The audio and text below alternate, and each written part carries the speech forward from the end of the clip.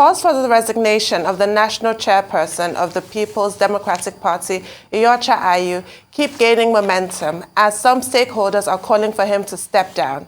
Apart from Rivers State Governor Nyesom Wike, who has been vocal about the resignation of the national chairman, the southwest arm of the party has joined the push for the resignation of Iyorchia Ayu, with former Deputy National Chairman of the PDP, Chief Bode George, who said Ayu must leave immediately in the spirit of fairness.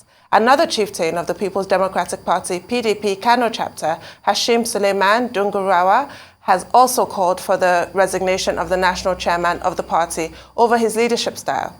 Joining us on the show this morning as calls for Iyorchia Ayu's resignation intensify is Chief Bode George, former Deputy National Chairman of the PDP. Good morning, sir. Welcome to the morning show. Always a pleasure. Good morning.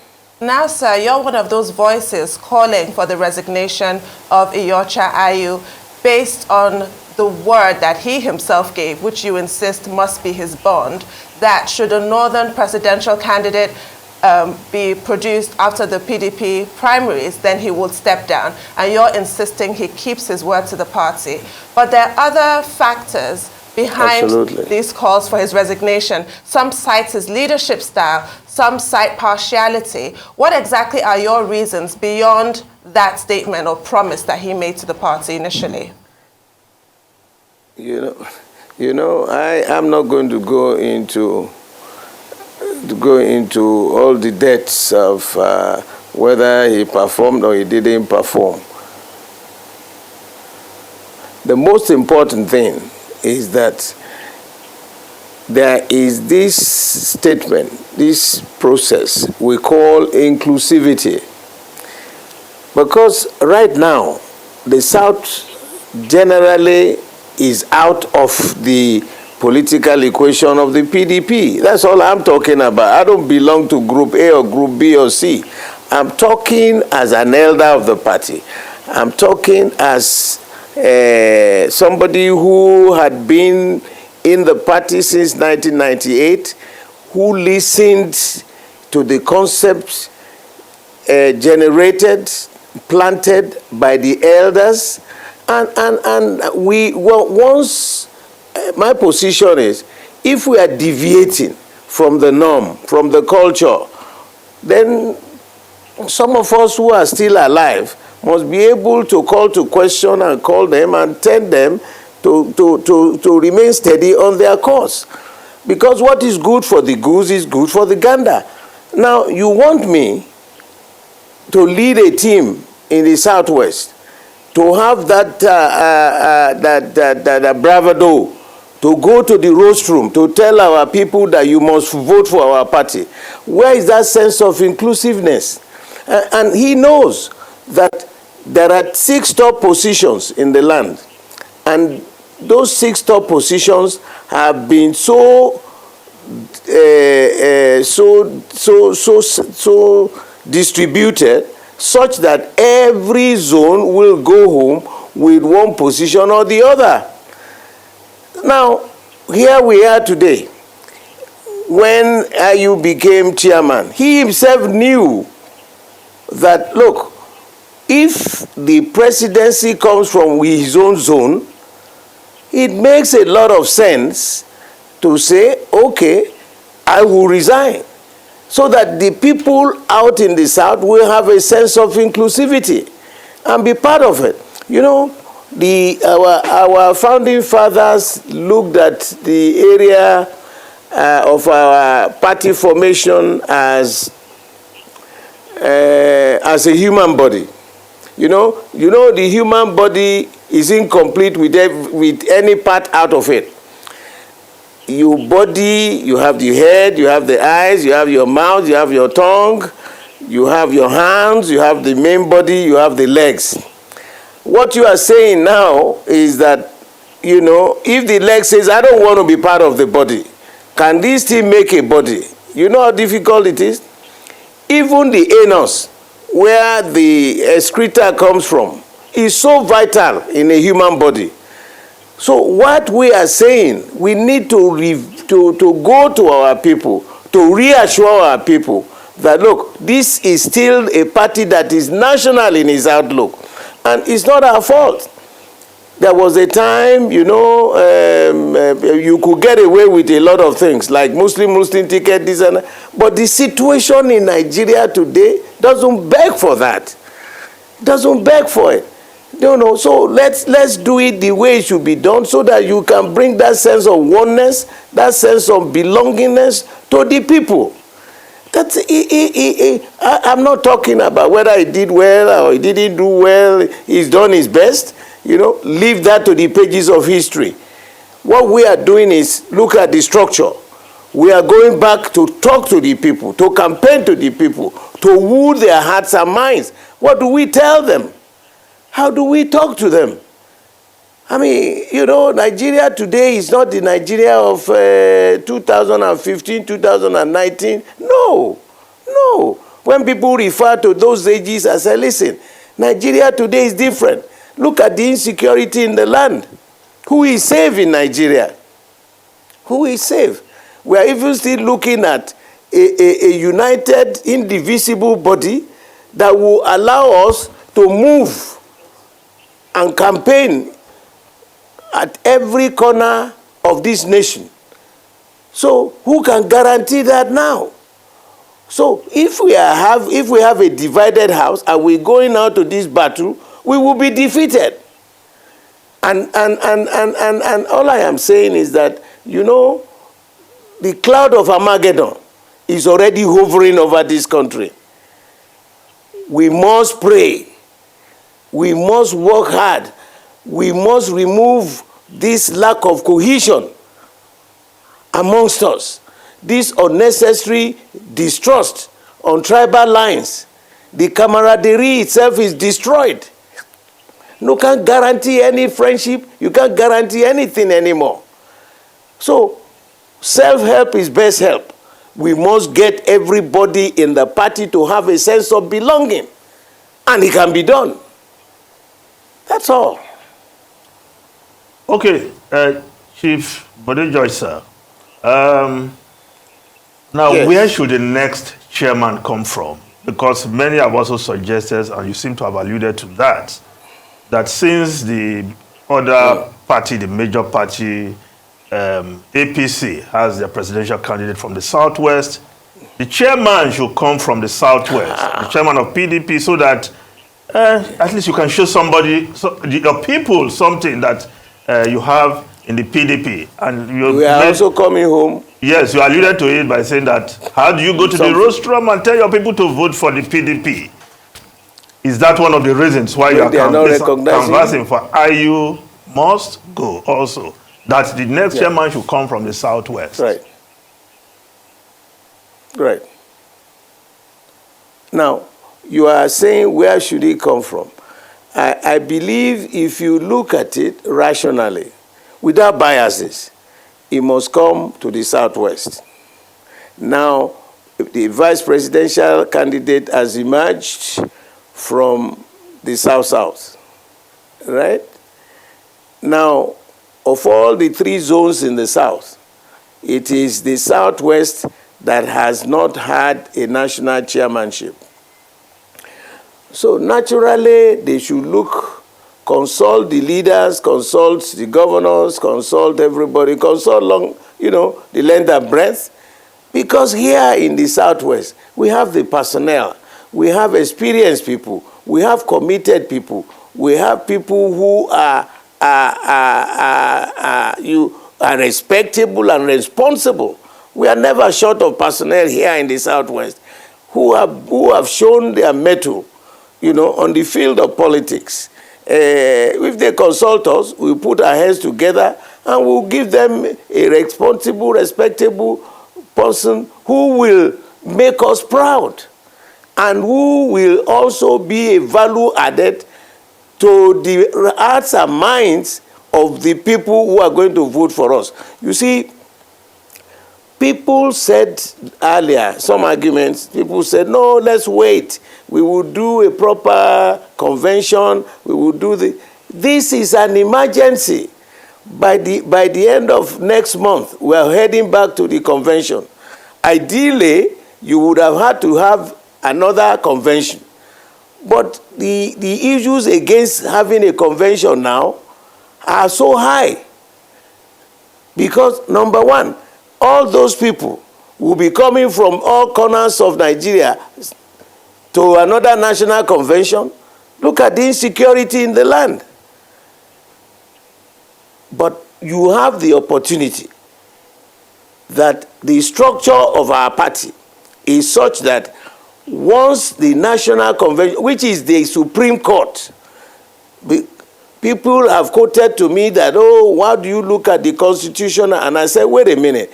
Our Constitution is not dead fixed. Okay. The convention has the authority to remove any clauses or add or subtract. Okay. And at the end of every convention, the concluding statement is that until the next convention, all powers are now vested at the National Executive Committee of the party, which means that next meeting is the next power to the convention. Because this is an emergency. This is something that's never happened before. Okay, sir. Therefore, you can say, okay, in the interim, let us appoint somebody who will act as chairman. Okay. So you would have brought that inclusivity to the table in the minds and hearts of a very vital part of the body of PDP in the Southwest. Okay. I mean, thank you so much for the point. It's not, yeah. Okay. So thank you so much. It's not an impossible thing to do. Thank you so much for the point you made, as regards inclusivity, the fact that you should, respect what he said before and all of that. But while saying that, you made some points. You said we have so much insecurity in the land. In the spirit of balance, a lot of people will say when the PDP too served, there was insecurity too in Nigeria. But you're speaking about the body in the Southwest, and I'm concerned about that. You said every part of the body is important, that the body is not whole. Is it that the body being not whole in the Southwest will affect you? And what is even happening in Lagos? Some people are saying you are supporting the likes of people that have gone to Labour Party and ADP, that even the PDP Lagos, that you have not held sway, in supporting the candidate that emerged. So what will you say to all of those allegations that, the body is not whole in PDP Lagos because, when in this game, initially when I joined politics, I was a national student politician when I was in the university about 52, 53 years ago, right? I started my practice. Secondly, I was born into the family of the Herbert Macaulay, the first Nigerian politician in this country. There is a saying that as you go on your journey of life, it is not every dog that barks at you that you should throw stones out. Because if you continuously do that, you will never get to your destination. There's nobody who is perfect.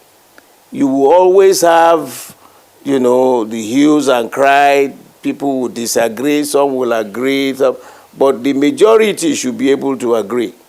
Now, for me as a policy, for my background, and as a retired general, I know what is just, what is fair, what is equitable. That is where you will find me. Stories will fly. People will talk. But I don't want to. We have some disagreements within, but they are not unsurmountable. There are issues that we can sit around and resolve. There are some of the things that are also the handiwork of those who pick the ticket. The national got involved in something that is so local. What can you do if they call you the leader here, and then decisions are done behind you and superimposed on you, and you have to fall in line with it? Fortunately, this is not a military government. If it was a military, which I served meritoriously, I know what to do. But in a democratic, in a setting, you must consult. You must, you know, when you listen to one side, you listen to the other side. Don't make it look like as if it's your personal enterprise. If people come to you and lie to you there, the onus is to listen to the other before you take decision. I served at the National Secretariat for 10 years. That wasn't our own methodology. But now, they only listen to one side, take a decision, and we are now here within each state trying to now settle all the problems. Because we have a saying in my part of the world, there is no way you can know my house than me. And that is the flaws that we have found in the management style. But we have the capacity, we have the experienced people, we have the responsible, respectable people who will rise above such and prepare ourselves for the platform. The issue you are talking about somebody going to labor or not going to labor, do I have a right to tell anybody to go to any political party? Yes, I suffered indignity in this party. I didn't give up. I didn't throw it to the dustbin. I fought it and I stayed back because I believe in the cause of it. You know? I'm sorry, sir. We are not all the same. Sir, because we're running out of time. I just wanted to ask you, are you one of those people with the capacity? Yes. Are you calling for Iyorchia Ayu's resignation because you have a personal interest in assuming the position of national chairman of the PDP yourself? That's a very valid question, but it's very funny to me. You know how old I am now. You know how old Ayu is. Let me just summarize it in my local parlance. Olowa lomode o fakoyo, o wa nigiripa o dabira, o wa dogbo nkangi, o nseju pakopako bi akoka. Se degba ilaaro tarugbo nsunkun omo. What am I looking for now? I'm closer to 80 now than 70. So what am I looking for? To be running around? What? I have run my race. I have played my part. I am not looking for any political appointment, and I have said it, that by the end of next set of election, I am bowing out. So I can spend more time with my grandchildren and my children. I have run the race, I've done my best. But while I am still kicking, let justice be maintained. Let justice flow like a river. Let fairness be the upper chamber of our activities, and equity remains a very important part of our consideration. The tripod that stabilizes the democratic dispensation: number one pole, justice; number two pole, fairness; number three pole, equity. Once you have those three tripods, you will remain stable. So for me, what am I looking for? I'm saying this because I want our party to win. The cloud of Armageddon is hovering over Nigeria today. Who is safe when people can be boasting that they want to kidnap the president of our nation? Isn't that condemnable? What else are we going to do? We sit around and say, it doesn't concern me. What position am I looking for? Am I still just going to buy a car or get a house or do it? I have run my own race. 25 years in the military, 25 years in the politics. By next year, I'll be 25. So 50 years out of my life, I have dedicated to Nigeria. I want this system to work. I want us to be that indivisible Nigeria. Now, I saw the picture of the late Tafawa Balewa when he visited the United States in 1964. You could see the courage, you could see the respect, you can see the oneness by which he was received. Where is that giant of Africa today? I was born here, I went to school here, I didn't go to any Chicago or anything. I went to local school, a lawyer here, say Bode Grammar School, University of Lagos. Almost 52 years ago, I graduated. I worked my life here.